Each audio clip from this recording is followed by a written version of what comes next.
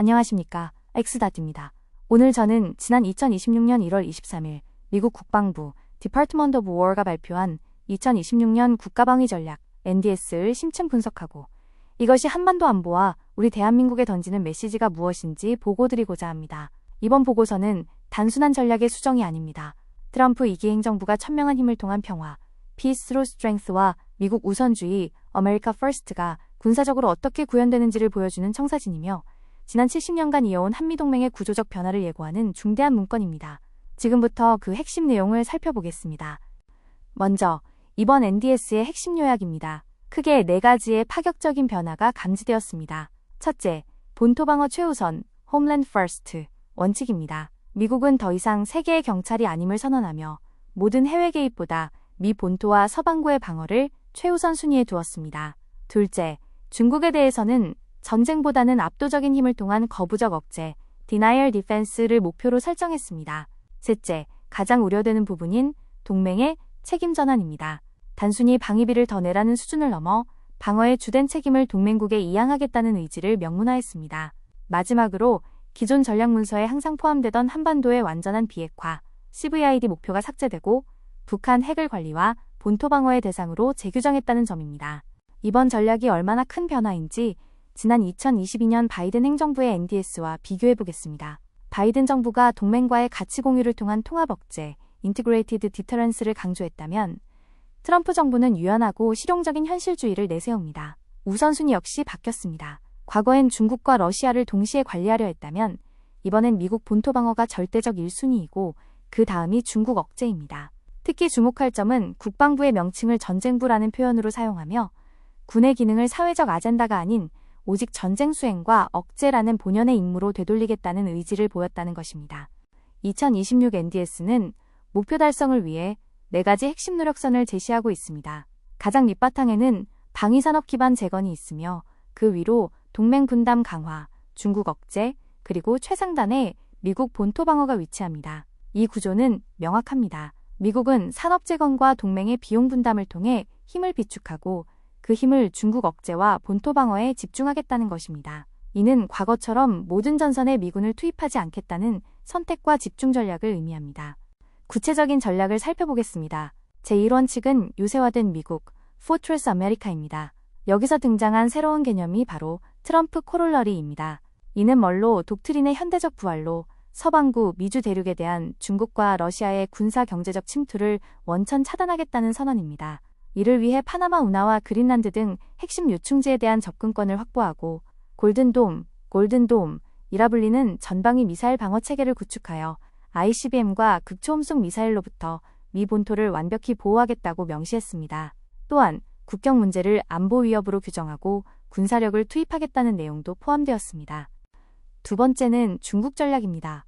핵심 키워드는 품위 있는 평화, Decent Peace입니다. 미국은 중국을 지배하거나 정권을 교체하려는 것이 목표가 아니라고 밝혔습니다. 대신 동맹국과 함께 제1도련선 First Island Chain을 따라 강력한 방어선을 구축하여 중국의 해양 진출을 물리적으로 막아내겠다는 거부적 억제 전략을 채택했습니다. 특이한 점은 이번 NDS 비기밀 버전에서 대만이 명시적으로 언급되지 않았다는 점입니다. 이는 중국과의 협상 여지를 열어두려는 전략적 모호성으로 해석됩니다. 세 번째는 우리에게 가장 아픈 부분일 수 있는 동맹 간의 재정립입니다. 트럼프 행정부는 동맹을 의존관계가 아닌 철저한 계약관계로 보고 있습니다. 이번 헤이그 정상회의에서 제시된 새로운 글로벌 표준에 따르면 동맹국들은 GDP 대비 5% 수준의 국방비를 지출해야 합니다. 미국은 스스로를 지원국으로 동맹국을 방어의 주체로 용어를 재정해야 하며 각 지역의 재래식 방어는 동맹국이 주도해야 함을 분명히 했습니다. 네 번째는 민주주의의 변기창, Arsenal of Democracy 재건입니다. 미국은 2차 대전 수준의 국가적 산업동원을 목표로 하고 있습니다.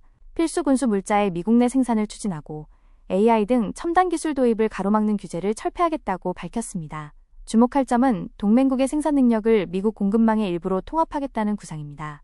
이는 한국의 조선업 및 유지보수 MRO 역량이 미국 방산시장에 진입할 수 있는 직접적인 기회 요인이기도 합니다. 미국이 이런 전략을 취하는 배경에는 동시성의 문제가 있습니다. 중국, 러시아, 북한, 이란 등 적대 세력이 동시다발적으로 도발할 경우 현재의 미군 역량으로는 모든 곳에 동시에 개입하는 것이 불가능하다는 현실적인 인정입니다. 따라서 미국은 우선순위가 낮은 지역이나 한국이나 유럽처럼 스스로 방어할 능력이 있는 지역에서는 미군의 직접 개입 비중을 줄이고 선택적 관여로 전환하겠다는 것입니다. 지역별 전략을 보면 이러한 기조가 더욱 뚜렷합니다.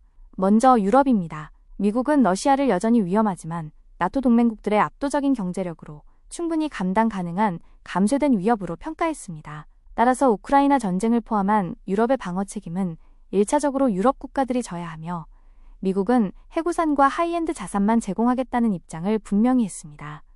다음은 가장 중요한 한반도 전략입니다. 보고서는 충격적인 문구를 담고 있습니다. 한국은 북한을 억제하는 데 있어 1차적인 책임을 질 능력이 있다. 미국은 한국의 강력한 국방력과 방위산업을 근거로 이제 북한 억제의 주체는 한미연합이 아니라 사실상 한국군이 되어야 한다고 명시했습니다. 미국의 역할은 결정적이지만 제한적인 지원으로 축소되었습니다. 이는 유사시 미국의 자동 개입이 보장되지 않을 수도 있음을 시사합니다. 더욱 심각한 것은 북핵에 대한 인식 변화입니다. 이번 NDS에는 기존의 완전한 비핵화 CVID라는 목표가 언급되지 않았습니다. 대신 북한 핵을 미국 본토에 대한 명백하고 현존하는 위험으로 규정했습니다. 이는 미국의 목표가 한반도 비핵화에서 미국 본토 방어 ICBM 차단로 이동했음을 의미합니다. 자칫 북한을 사실상의 핵보유국으로 인정하고 동결 및 관리 협상으로 선회할 경우 한국이 배제될 위험, 코리아 패싱이 커졌습니다. 이러한 상황에서 미국의 확장 억제, 즉 해구산의 신뢰성은 도전을 받고 있습니다. NDS 문서 내에서 해구산이라는 용어 사용이 자제되었으며 미국의 지원이 조건부로 기술되어 있습니다. NCG 핵협의그룹은 유지되지만 트럼프 행정부의 성향상 서울을 지키기 위해 뉴욕을 위험에 빠뜨릴 것인가? 라는 질문에 대해 회의적인 시각이 지배적입니다. 이는 확장 억제가 더 이상 무조건적인 상수가 아니라 거래 가능한 변수가 되었음을 시사합니다. 주한미군의 위상도 달라집니다. 보고서는 한반도 병력 태세를 미국의 이익에 맞게 업데이트하겠다고 명시했습니다.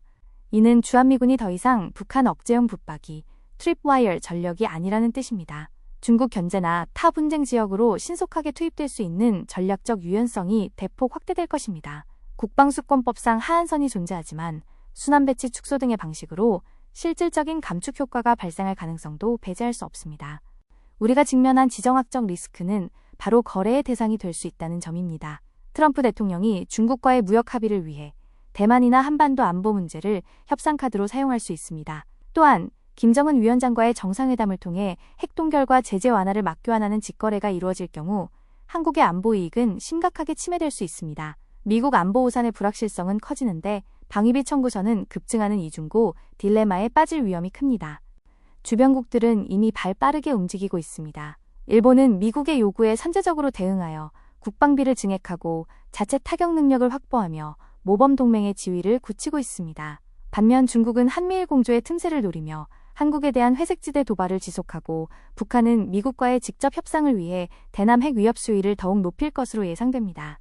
이제 우리의 대응 전략입니다. 첫째, 독자적 억제 능력의 획기적 강화입니다. 미국이 책임 이양을 요구하는 만큼 이를 역이용하여 전시작전 통제권 전환을 가속화하고 한국군 주도의 연합방위 태세를 확립해야 합니다. 특히 일본 수준의 핵연료 재처리 권한을 확보하여 핵 잠재력 별표를 갖추는 것이 시급합니다. 이는 미국의 해구산이 약화될 때를 대비한 최후의 보루가 될 것입니다. 둘째, 한미동맹을 수혜자에서 파트너 관계로 재정의해야 합니다.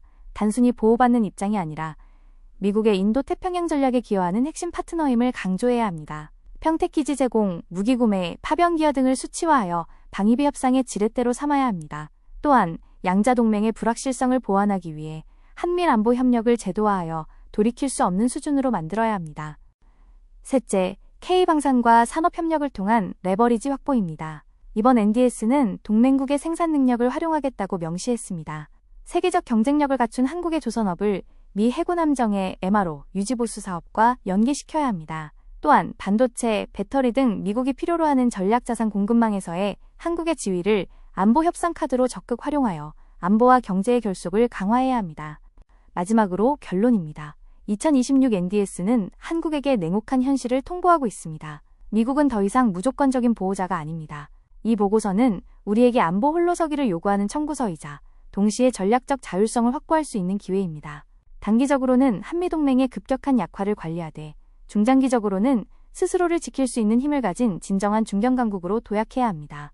준비된 동맹만이 살아남습니다. 이제 한국의 시간입니다. 이상으로 브리핑을 마칩니다. 경청해주셔서 감사합니다.